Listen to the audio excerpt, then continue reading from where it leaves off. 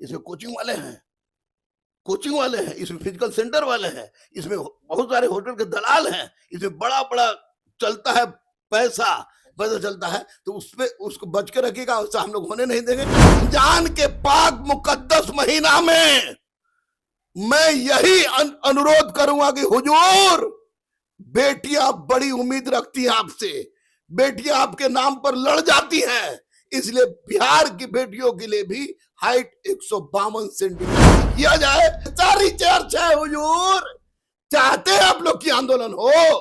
जब जो जो एज का चल रहा था, पहले जो चला रहा है, उसी परंपरा को कायम रखा जाए, खोदने का प्रयास मत किया जाए, मत खोदिए और ना ही नीतीश कुमार को बदनाम करने का प्रयास कीजिए। ये 100% अधिकारियों की गलती है, इसमें सुधार चाहिए। नमस्कार, स्वराज पोस्ट में आपका स्वागत है। मैं वेद सिंह।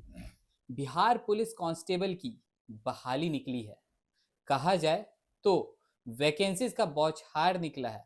19,838 वैकेंसीज निकली है।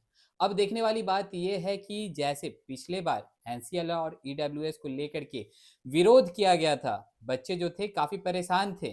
अब इस बार क्या कुछ पूरा प्रोसेस रहेगा, यही सब जानकारी लेने के लिए अभी हमारे साथ मौजूद हैं दरोगा गुरु रहमान सर। पहले तो स्वागत सर। बहुत बहुत धन्यवाद, बहुत बहुत धन्यवाद सर। जैसे पिछले बार देखा गया था कि काफी आंदोलन का भी रूप लिया था एनसीएल और ईडब्ल्यूएस का मामला, इस बार क्या कुछ रहेगा सर? देखिए, एक बार तो स्पष्ट रूप से मैं आपको चैनल से बता दूं, सारे बेटियों और बेटों को बता दूं कि बाबू रे, मैया रे, फॉर्म भरने की अंतिम तिथि के पहले का अगर 1 साल का आपके पास एनसीएल ईडब्ल्यू है तब तो ठीक है, और नहीं है तो अविलंब बना लीजिए, किसी सूरत में बना लीजिए, क्योंकि उसका भी एक केस हम लोग पर है। और आप लोग अगर गलती दोबारा मत कीजिए, ताकि हम लोग सुरक्षित रहें। और गलती अगर आप नहीं करते हैं तो आपके लिए आवाज उठाने के लिए, मरने जीने के लिए कल भी तैयार थे, हम भी तैयार थे। यानी अगर नहीं है फॉर्म भरने के अंतिम तिथि के पहले का एनसीएल ईडब्ल्यूएस, तो आप जितना जल्दी हो सके आप एनसीएल ईडब्ल्यूएस को बनवा लीजिए। वही देखिए सर, तो इस बार वैकेंसी आई है, इसमें भी थोड़ा सा एज को लेकर के बातचीत चल रही है कि छूट कम मिल पा रही है कैटेगरीज वाइज, क्या कहेंगे? नहीं, कैटेगरीज वाइज छूट में की बात नहीं है।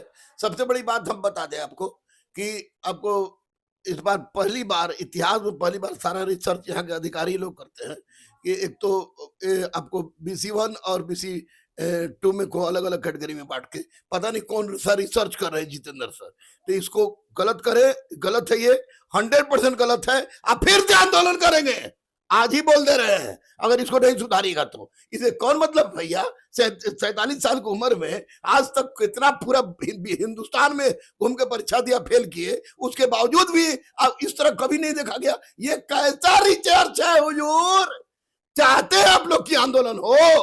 जब जो जो एज का चल रहा था, पहले जो चला रहा है, उसी परंपरा को कायम रखा जाए, खोदने का प्रयास मत किया जाए, मत खोदिए और ना ही नीतीश कुमार को बदनाम करने का प्रयास कीजिए। ये 100% अधिकारियों की गलती है, इसमें सुधार चाहिए।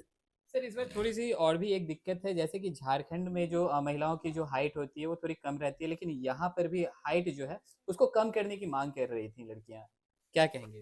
जिस राज्य का मुख्यमंत्री नीतीश कुमार हो और जो बोले कि पढ़ेगी बेटी बढ़ेगी बेटी, तो उस राज्य के मुख्यमंत्री से रमजान के पाक मुकद्दस महीना में मैं यही अनुरोध करूंगा कि हुजूर, बेटियां बड़ी उम्मीद रखती हैं आपसे, बेटियां आपके नाम पर लड़ जाती हैं, इसलिए बिहार की बेटियों के लिए भी हाइट 152 सेंटीमीटर किया जाए। और यह गलत नहीं होगा, आप करते हैं तो निश्चित रूप से साधुवाद के पात्र हैं, अन्यथा बच्चों के मन में जो पीड़ा है वो पीड़ा बरकरार रहेगा। और आप तो बेटी बढ़ाने की बात करते हैं, तो फिर 152 सेंटीमीटर कर देने में होगा क्या? इसलिए 152 सेंटीमीटर का मैं डिमांड करता हूं, जरूरत पड़ी तो रोड पर भी उतरूंगा, ये भी कह रहा हूं। सर ये तो हो गई वैकेंसी की बातें, लेकिन अब आप स्टूडेंट को क्या कहना चाहेंगे कि किस तरह से तैयारी करें? क्योंकि अभी हाल में ही जो दौर हुई है, उनके लिए तो बेनिफिट हो गया है। 19,838 वैकेंसीज़ भी निकली है, वो तो कंटिन्यूटी में है। क्या कहेंगे सर? देखिए, करने ऐसी बात नहीं होती, बहुत सारे बच्चे नए भी होंगे जो दौड़ते आ रहे हैं, बहुत सारे लोग दौड़ता रहता है। जो पुलिस की नौकरी चाहता है, वह फिजिकल में अपने आप को फिट रखता है। सर सिगरेट तो एकदम में नहीं पिएंगे, रेड मीट एकदम नहीं खाएंगे। दूसरी बात मैं स्पष्ट रूप से कह दे रहा हूँ कि जो डकैती सिंघल साहब ने करवा दिया था, पूरा क्वेश्चन आउट हुआ था, सारे दलाल चोर अभी तक पकड़े नहीं गए हैं। तो उसमें आज जितेंद्र सर से बात हुई, जितेंद्र सर ने कहा कि इसमें कौन कौन हो सकता है, इसमें कोचिंग वाले हैं, कोचिंग वाले हैं, इसमें फिजिकल सेंटर वाले हैं, इसमें बहुत सारे होटल के दलाल हैं, इसमें बड़ा-बड़ा चलता है पैसा, पैसा चलता है, तो उसपे उसको बच के रखिएगा, ऐसा हम लोग होने नहीं देंगे। दूसरी सबसे बड़ी बात है कि जब ऐसा हो नहीं होगा, क्या कि जितेंद्र सिंह पर हम लोग को विश्वास है कि दोबारा जो 21,391 का इन्होंने परीक्षा लिया, तो शानदार जानदार ढंग से लिया, कहीं से एक पत्ता भी नहीं हिला। तो उसी तरह इस बार भी होगा, अगर इस बार उसी तरह का होगा, नहीं हुआ तो फिर तो घर गर्दा-गर्दा होगा ही। लेकिन अगर अगर जितेंद्र सर कराते हैं और जितेंद्र सर पर उम्मीद है हमको कि उस तरह की परीक्षा होगी, तो लड़का के लिए 3 ही रास्ता है, जम के पढ़ाई, जम के खिलाई और जम के दौड़ाई। अगर ये तीनों काम करते हैं तो निश्चित रूप से उनका रिजल्ट होगा।